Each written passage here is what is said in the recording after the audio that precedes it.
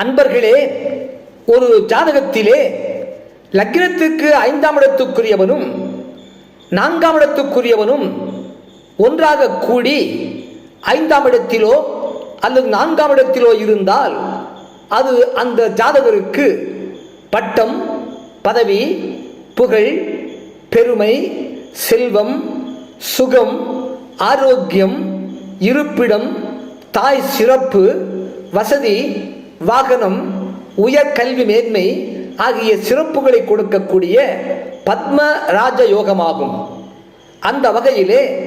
விருச்சிக லக்னத்தில் பிறந்தவர்களுக்கு 5ஆம் இடமாகிய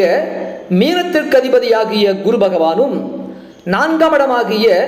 கும்பத்திற்கு அதிபதியாகிய சனி பகவானும் ஒன்றாக கூடி 5ஆம் இடத்திலோ